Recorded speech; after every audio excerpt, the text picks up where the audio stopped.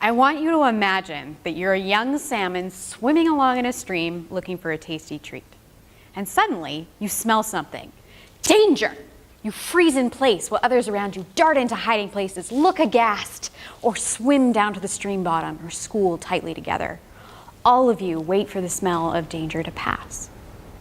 Now, juvenile salmon don't have big spines or scary teeth to protect them from predation.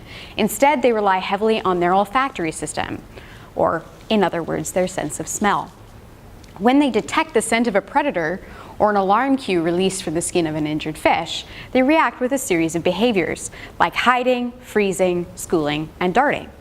If, however, their olfactory system is compromised, they will fail to pick up on these warning signals and will be left very vulnerable.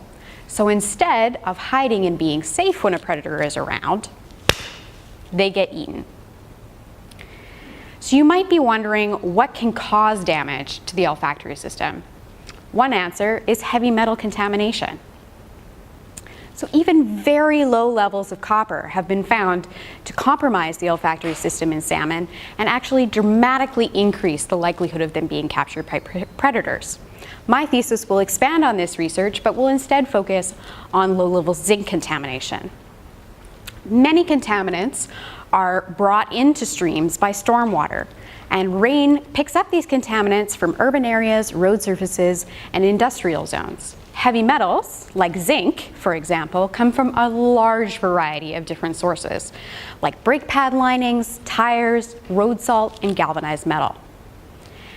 Copper and zinc are actually the most common and heavily concentrated heavy metals found in stormwater, and while copper has received a lot of attention, zinc has been largely ignored. In my experiments, I will expose juvenile coho salmon to sublethal levels of zinc contamination, and then I'm going to challenge them with the scent of an injured fish, or in other words, an alarm cue. I will record their swim speed before and after being challenged with this alarm cue, as well as any freezing, darting, hiding, or schooling behaviors.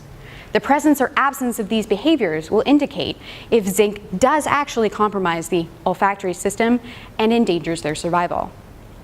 Through this work, I'm really hoping to highlight the importance of involving and incorporating sublethal contamination levels in decisions about water quality and acceptable levels of pollutants. Because ultimately, sublethal contamination can still be